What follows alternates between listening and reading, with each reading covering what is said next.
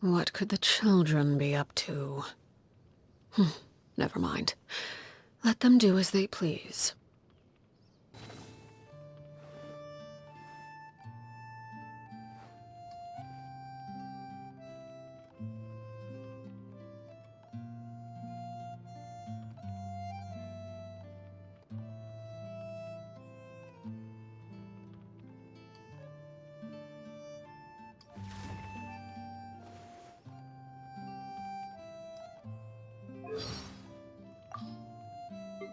Transfixed! Overruled! Laid bare! This is where you fall. Witness my rise! Everlasting as the moon! What greater pleasure is there than the unexpected? An impressive bounty. Something with which to commemorate this occasion. Commendable. My turn. Wanted my full attention, did you? Step back. New strategy. The hearth is now extinguished. I hear the children singing. This shall not be my fate. Pitiful. Go on. No need to fret. I shall handle this. An insurmountable problem, I presume? This will be a productive partnership, I hope. I am the knave, Arлекино, fourth of the Fatui Harbingers. The children of the House of the Hearth call me Father. I do hope our partnership proves to be a pleasant one, although I would imagine that should be fairly easy. After all, there's no cause for contention between us at the moment. Wouldn't you agree? Staring into my eyes is ill-advised. I can't promise you'll like what you see. What could the children be up to? Never mind. Let them do as they please. Something you wish to report? Go on. You have my undivided attention. Fear not. What's a little thunder when even lightning wouldn't dare strike our path? Only in the grip of winter do people truly appreciate the warmth of flames. This kind of weather is more enjoyably spent under the cover of shade. I would advise you to keep your secrets close to your chest. Divulge them too easily, and you never know where the wind might carry them. Good morning. Any plans for today? Whenever I return home at midday, I often find the children sprawled across the ground in the midst of sleep. A certain level of fatigue is common at this hour. Perhaps you too should rest a bit before we head out. It is said that the moon is like an eye, gazing down upon the mortal plane. We have merely grown accustomed to its scrutiny. Time to retire for the night. Oh, can't sleep, you say? Well, I'm afraid you'll have to figure something out for yourself. I have a certain suspicion my solution won't be to your liking. Seeing yourself clearly is a difficult task indeed, perhaps even a thankless one. After all, they say those who lack adequate powers of self-perception often lead a happier existence. On occasion, I hear others whisper in secret, calling me cold and cruel. People are free to believe as they wish, and I don't intend to clear up their misconceptions. Prejudice has a way of concealing the truth, and that is hardly to my disadvantage. Still, I believe the time has come for certain measures to be taken to live up to their expectations. Let's just hope those on the receiving end of these measures have enough power and status to escape with their lives. Our ideals are not entirely aligned. If we are to work together, we must be willing to compromise. To that end, I'm willing to share certain secrets with you.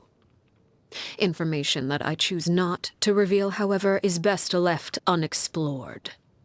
For your own good, of course. The children simply adore your stories. They often ask me when you're coming around again. I do hope you won't let them down. Betraying their expectations comes with a price. Perhaps that's something worth your consideration. For the longest time, there wasn't anything I desired, until the idea came to me to assassinate Crucibina. It was a ludicrous thought then. She was a harbinger, famed and experienced, and nearly everything I knew about fighting was taught by her hand. However, it appears you need only desire something with sufficient intensity and the gods will answer. In the end, I gained a vision, and after making certain sacrifices, I mastered this power. Surpassing one's teacher often requires the pursuit of the unexpected. Flames course through my body like blood. This may be nothing but a figure of speech to some, but for me, it's the harsh reality of my existence. The aurora in Snezhnaya is quite beautiful. Certainly worth a visit. I once had a pet spider named Bambi. Raising spiders is quite fascinating. They cannot be domesticated like cats or dogs. Any affection bestowed upon them will not be returned, and they require little investment in terms of care. It's the kind of relationship that suits me perfectly. Clairvy once asked me what a real home looks like, but I had no answer for her. How could any of us know the answer when the House of the Hearth is made up entirely of people who never had a place to call home?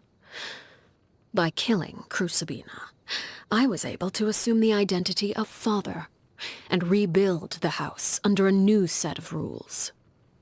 Still, I'm well aware that even with these efforts, the house is far from that ideal.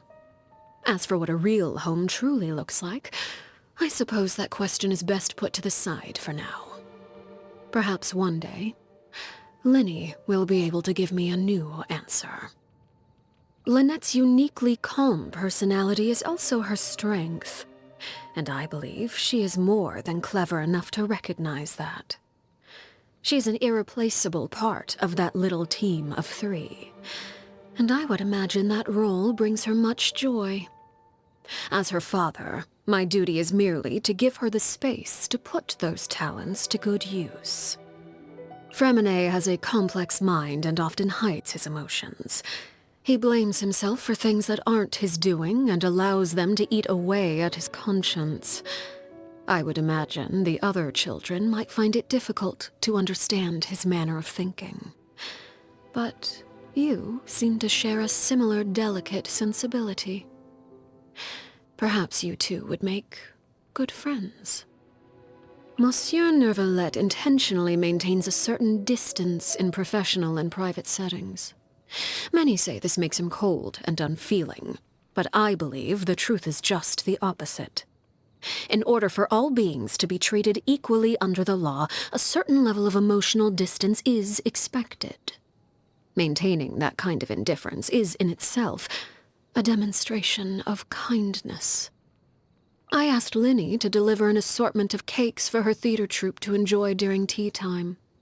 The children made the cakes themselves, as a gesture to express the support and enthusiasm of her audience. I do hope she enjoys them. When I was imprisoned, it was the Tsaritsa who pardoned me and gave me the title of Harbinger. I could sense she was a person of true sincerity and compassion, unlike all those pompous hypocrites with their posturing and rhetoric. Yet, it's difficult to say whether her compassion alone is enough to melt the ice and snow that permeates her land. All I can say is this. If we are forced to be at odds one day, I will raise my weapon against her without hesitation. Because that is the greatest level of respect I am able to bestow. As the original Harbinger, much about him remains a mystery. Upon our first meeting, he recognized my background with ease. Yet, to this day, I know little about him. He is very powerful, and that power comes with a high level of responsibility. However, I believe him to be someone worthy of respect, independent of the power he holds. When I first took over the House of the Hearth, he proposed a number of plans for us to work together. He wanted me to send any rejects to him. He planned to experiment on them and then share the results with me. I heard that he and the previous knave had quite the professional rapport in that regard. All I can say is that if he weren't one of my fellow harbingers, I would have expedited their happy little reunion long ago. She is a very special harbinger. Pose her a question, and the answer you receive will be entirely unpredictable, if she sees fit to give a proper answer at all. Regardless, any answer you do receive is sure to be an interesting one. The rooster holds little love for me, and the feeling is mutual. He is an acceptable mare, I suppose. Perhaps even an exceptional one. He has an uncanny ability to make great gains at a small price, which has earned him substantial acclaim throughout his political circles. However small the price may be, if it continues to come at the expense of my organization, sooner or later... I have little interest in her. She's extremely passionate about her research and does not appear in public often. In fact, many of our officers have yet to see her at all. Compared to, let's say, someone who would go so far as to create segments of themselves to better wander across the land, I suppose you could say she is at the other end of the extreme. I won't deny that he is a capable and imaginative individual, but he lacks clarity. He can formulate grand plans and manipulate the economy with ease, yet at the same time, he allows his actions to be governed by the vengeance and hatred locked in the depths of his heart. Rational people often believe themselves capable of controlling their emotions, but I believe that confidence is their greatest weakness. She and Piero were the first harbingers I became acquainted with. Her prideful attitude when she first visited the House of the Hearth failed to earn her many friends among the children. Subsequent visits were accompanied by gifts, and the stately claim that those who dislike me shall receive none. The children quickly learned how to play pretend, and she in turn basked in their attention, superficial though it may have been. I imagine she quite enjoyed being surrounded by children, perhaps due to the persistent loneliness that plagued her. I found her sacrifice to be a great shame. May she be reunited with her lover in death. Objectively speaking, his personality is ill-suited to that of a harbinger. He often tries to think the best of others and finds himself used by them as a result. Of course, he is very talented. With time, I'm sure he'll come into his own. I see no need to judge him too early. You wish to know more about me? Why, of course. Our relationship is one of mutual trust. There's little need to keep things hidden. I would only inquire as to whether you're truly prepared for what you might learn. Secrets can be sharper than a knife. Innocent curiosity can lead to dangerous places. The moment you wield a blade, you realize that different lives carry different weights. Some people have an air of renown and distinction, yet grovel and plead for their lives when faced with death. Their outward demeanor nothing more than a hollow facade. Others appear unremarkable, yet carry a heavy burden within. Despite the factors that differentiate us in life, death awaits us all. The great and final equalizer. Cruel, you say? I merely state the truth. My Snezheviches and Snezhevnas, those with the courage to walk through shadow, even when the world gets dark, and the conviction to embrace the heat, even at the risk of getting burned. I will do my utmost to teach them how to navigate life. The House of the Hearth begs favors from no one. Like a spider, we hunt for what we want. No one has the power to choose where they come from. but we all have the right to fight for the life we want. In this sense, the world is both unfair and just in equal measure. I don't take in children out of a desire for recompense. In fact, should they so wish, the children are free to leave and pursue a life outside my organization, so long as they're willing to pay the price. Fate can be a peculiar thing. When I was young, Mother favored me due to the unusual set of abilities I possess. No one was able to discern their true nature, not even me. We would only speculate that they were the result of some sort of hereditary curse. Whatever the origin of my power, all I knew was that it was the source of my strength, and often the impetus for my suffering. It was only after I became a harbinger that I finally learned the truth from the jester. He expressed surprise that the Crimson Moon bloodline had not gone extinct, and that, in a strange twist of fate, the House of the Hearth had ended up in the hands of an orphan of that lineage once again. I cannot say what the future holds. I trust fate will give me an answer in time, and when it does, I'm prepared to do things my way. Even if that means striking down fate with my own two hands. In my free time, I enjoy observing insects in the forest.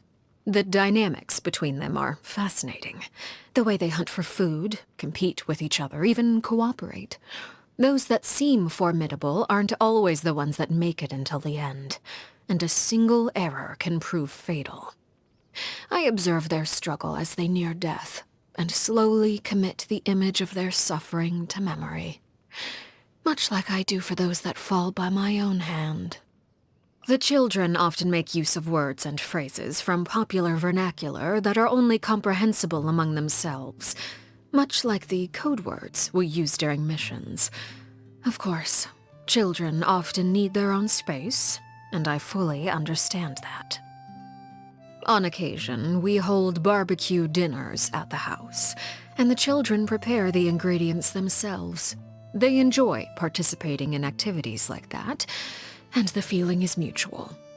After all, it's always possible certain familiar faces will be missing from the crowd the next time a similar event rolls around. I dislike complex seasonings. They dull one's sense of smell and taste. Allowing the ingredients to maintain their original flavor is also a way to respect their integrity. An impressive showing of culinary expertise. Perhaps you'd be interested in teaching a cooking class at the House of the Hearth? The taste is palatable. Perhaps the children will enjoy it. The intent is appreciated, but there is much room for improvement. This memo states that today is your birthday. Is that true? Birthdays should be lively occasions. It's always nice to have an excuse to set formal matters aside every now and then, whether it's for the purpose of celebrating yourself or others. Come, I've prepared a feast for you at the House of the Hearth. Let's not keep the children waiting. Always keep moving forward. Never let yourself be constrained by power. Anger makes you impulsive, and sorrow causes you to waver. Always maintain control over your emotions. Some call me excessively strict. In truth, it is an approach I extend even to myself. I've learned much from you during this time, and I trust the sentiment is mutual. In fact, I believe maintaining this cordial relationship might prove advantageous for us both. Who knows what thorny issues the future holds? I imagine there may yet be many an occasion for us to join hands.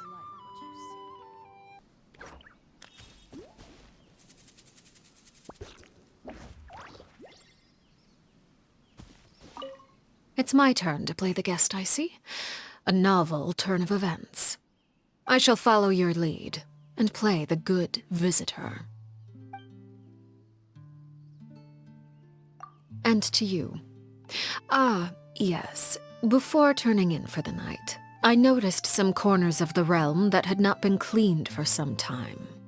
You should see to that, once the opportunity presents itself. It's my turn to play the guest I shall follow your... Thank you for inviting me to this realm. This has proved a fine vacation spot. Is a transfer of ownership on the cards by any chance? No need to startle. This is a quiet and secure location, shielded from outside disturbances. It would make for a good backup base. Any object that could solve many problems is worth paying a fair price for. An unfortunate answer, but not an unexpected one. This resembles a home more than it does a base.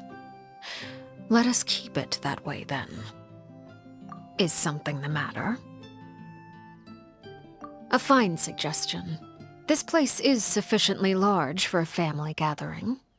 The children will be glad to have the chance to visit and play at a friend's place. It is agreed then. As for the costs of this gathering, simply leave it to me.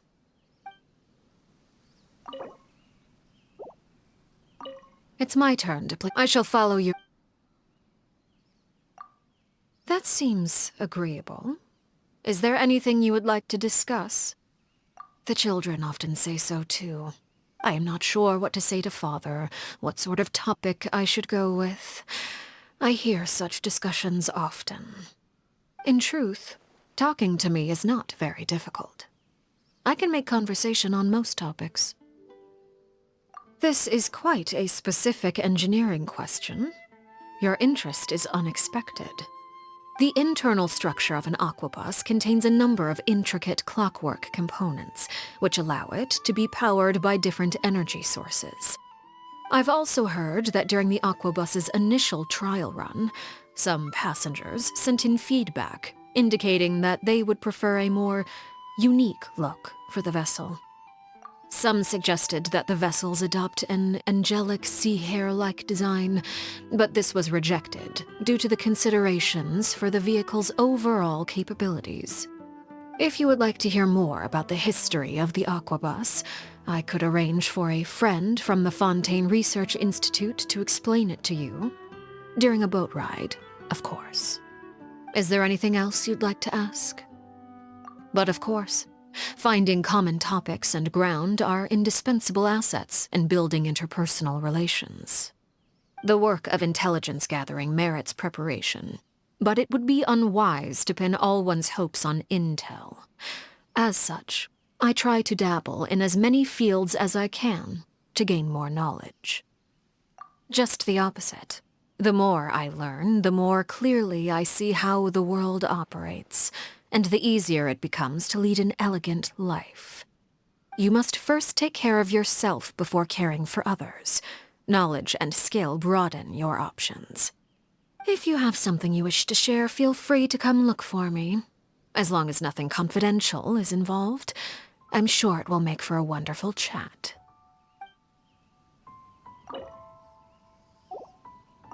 It's my turn. I shall follow...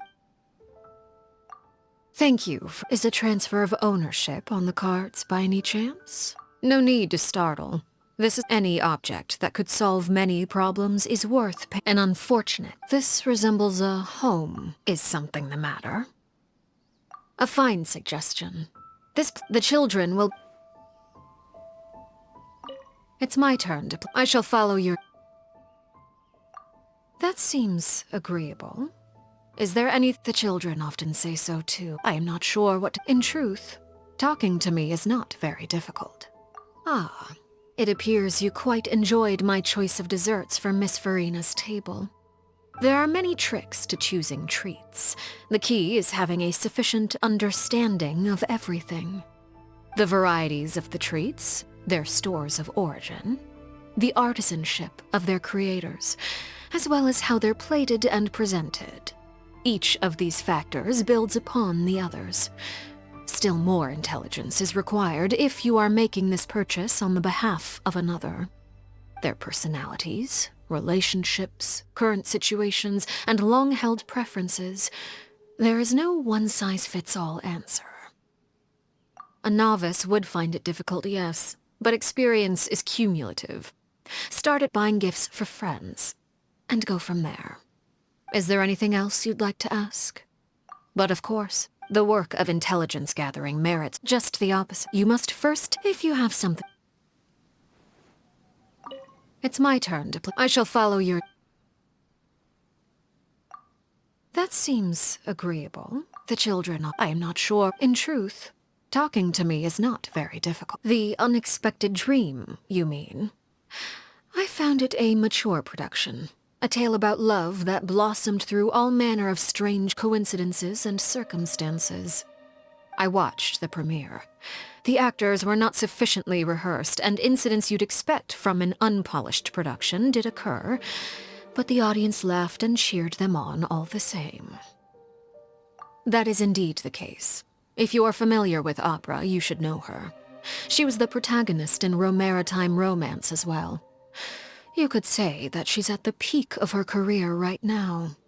The fourth run of performances should start the day after tomorrow. If you're interested, I can invite you to come along.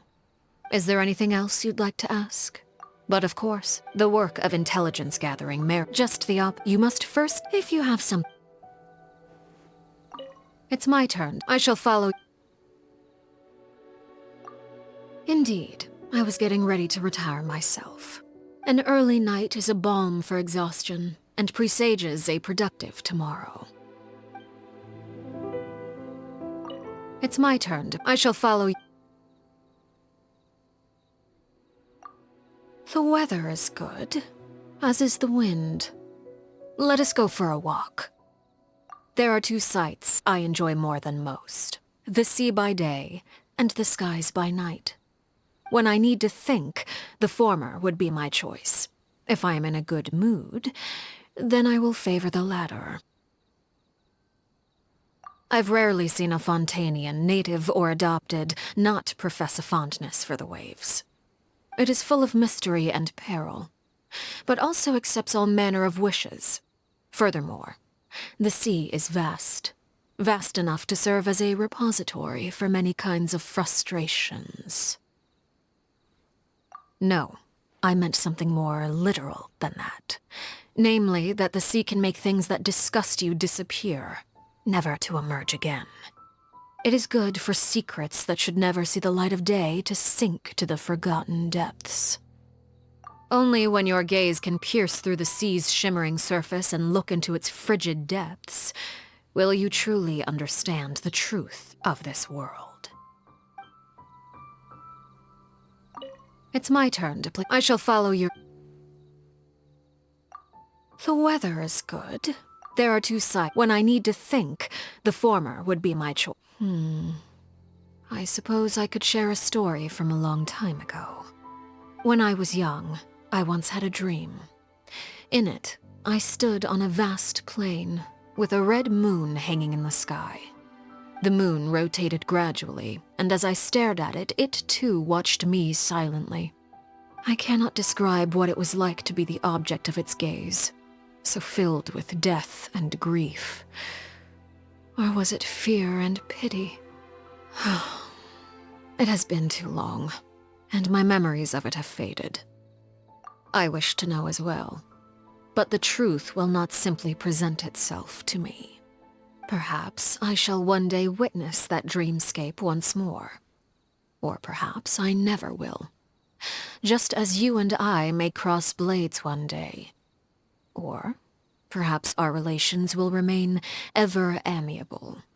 The allure of the future lies in its uncertainty. Regardless, let us lay our worries aside and enjoy this fine breeze. It's my turn. I shall follow. The weather is good. There are two sides. When I need to think, when I was young, the moon I cannot describe what it was like to... I wish to know as well. Perhaps the allure...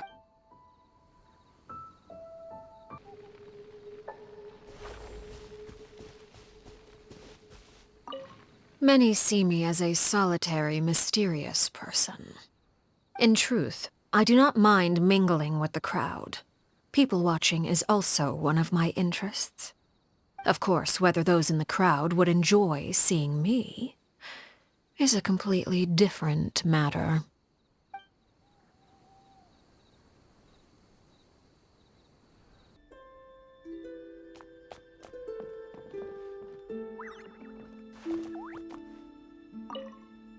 If the world could be likened to a stage, then everyone must find their own place.